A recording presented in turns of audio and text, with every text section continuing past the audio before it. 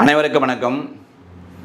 உன் திறமைகளை நம்பு, அவை உன்னை வெற்றியை நோக்கி அழைத்துச் செல்லும் என்று கூறி இன்றைய வகுப்பில் நாம் ஏற்கனவே பார்த்தல habeas corpus petition 2182 2022 Madras high court வழங்கின அந்த டைரக்ஷன்ஸ் பார்த்தோம். A to D பார்த்துட்டோம். ஓகேவா?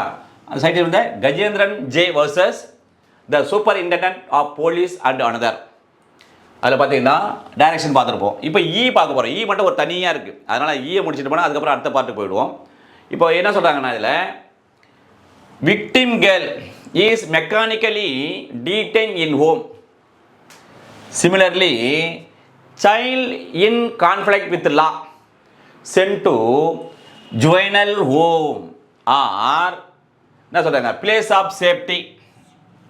இதெல்லாம் எங்கே சொல்லியிருக்கோம்? செக்ஷன் 2ல் செக்ஷன் 46 ஆஃப் ஜேஜே ஆக்ட் 2015 சொல்லியிருப்பாங்க. அதே மாதிரி section 49 of JJ act 2015. Yes. இப்போது என்ன சொல்கிறாங்கன்னு சொன்னால், இப்போது இதான் விக்டிம் கேர்ள் இருக்காங்க. இவன் வந்து கான்ஃப்ளிக்ட் வித்தலான்னா, இப்போ ஜேஜேலாம் போர்டில் இருக்காது, அங்கே ஒரு அஃபென்ஸ் பண்ணிட்டான்னா என்ன பண்ணும்? அவனை வந்து அஃபெண்டர்னு சொல்லக்கூடாது, குற்றவாளின்னு சொல்லக்கூடாது. அப்போ என்ன சொல்லணும்? அக்யூஸ்ன்னு சொல்லக்கூடாது. அவன் என்ன பண்ணுவோம்? சட்டத்தோடு முரண்படுகிற குழந்தை இது.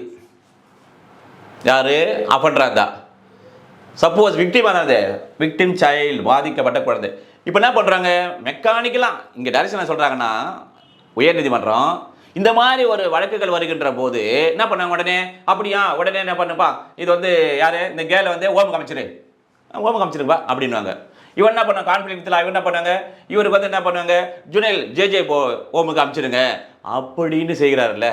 இல்லைன்னா சேஃப்டி பிளேஸ், பாதுகாப்பான அந்த இடத்துக்கு அனுப்பிடுன்னு சொல்கிறாங்க. மெக்கானிக்கலாக இதெல்லாம் செய்து வராங்க. ஆனால் என்ன சொல்கிறாங்க?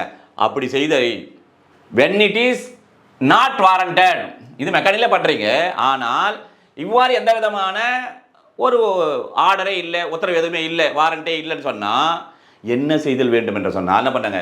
Victim sent along with parents. Child in conflict with law sent along with parents by collecting a bond from parents, imposing necessary conditions, ensuring future appearance. என்ன சொல்கிறாங்க? இப்போ அது மாதிரி இருந்தால் என்ன சொல்கிறாங்கன்னா, இந்த குழந்தையை பெற்றோர் இருக்கார்ல, இவர்களுடைய பேரண்ட்ஸ் பெற்றோர்களும் அனுப்பி வைத்தல் வேண்டும். இவன் கான்ஃப்ளிக்ட்லாம் இருக்கல்ல, இந்த சைல்டு என்ன பண்ணணும்? பேரண்ட்ஸும் அனுப்பி வைக்கணும். ஆனால் அந்த பெற்றோர்களிடம் என்ன பெற்றுக்கொண்டு அவரிடம் அனுப்பி வைக்க வேண்டும் என்றால், பாண்டு பிணையம் எழுதி கொண்டு அனுப்புதல் வேண்டும். என்ன நிபந்தனையோடு அனுப்ப வேண்டும் என்று சொன்னால், நீதிமன்றத்தில் எப்பொழுது தோன்ற வேண்டும், என்ன நிபந்தனைகள் என்பது இதெல்லாம் நீங்கள் வந்து பின்பற்றணும் என்கின்ற அந்த ஒரு உத்தரவாதத்தோடு அவர்களுக்கு என்ன பண்ணுறோம்? பேரண்ட்ஸோடு அனுப்பி வைக்க வேண்டும் என்று சொல்லுகின்றது. சரி, இப்போ மூணாவது வாங்க. 1 மணி 2 மணி மூணாவது வாங்க.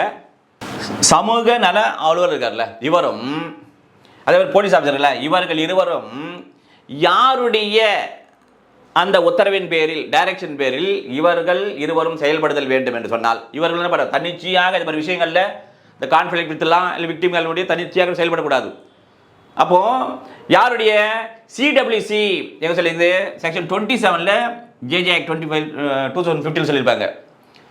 அதில் இருக்கின்ற அந்த சைல்டு வெல்ஃபேர் கமிட்டி, குழந்தைனால அந்த குழுமம் இருக்குல்ல, அதனுடைய மற்றும் ஜேஜேபி எங்கே சொல்லி செக்ஷன் 4ல் ஜேஜே ஆக்ட் 2015 படி அந்த போர்டு இருக்குல்ல, இவர்களுடைய அந்த அறிவுறுத்தல் படி, டைரக்ஷன் படி இவர்கள் செயல்பட வேண்டுமே தவிர இவர்கள் தன்னிச்சையாக செயல்படுதல் கூடாது என்று சொல்லப்பட்டிருக்கின்றது. அடுத்து பார்த்தீங்கன்னா, இப்போ இது பாருங்க, the sensitization programs must be conducted by the legal services authority and state judicial academy.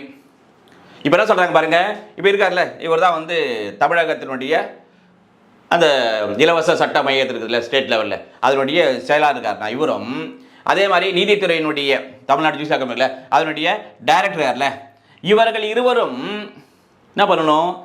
இந்த சென்சேஷனில் இவர்களுக்கு எவ்வாறு இதை உணர்த்த வேண்டும், இவ்வாறெல்லாம் இருக்கிறது என்ற உணர்த்துகின்ற அந்த நிகழ்ச்சிகளை நடத்தி அதன் மூலமாக இதையெல்லாம் தெரியப்படுத்தல் வேண்டும். இவர்களுடைய டியூட்டி ப்ரோக்ராம் நகர்த்த வேண்டும் என்பது. எனவே இவ்வாறாக இந்த இதை சொல்லப்பட்டிருக்கின்றது. இது முக்கியமான ஒரு டைரக்ஷன்ஸு. எஃப் வந்து ரொம்ப லென்த்தியாக இருக்குது, அதனால் சேர்த்து படம்னா ரொம்ப பெருசாக இருக்கும். அதனால் இதை மாத்திரம் பார்ட் 2ல் போடுறோம். அடுத்து எஃப்லேருந்து இன்னொரு பார்ட்டில் பார்க்கலாம் என்று கூறி முடிக்கிறேன். நன்றி, வணக்கம்.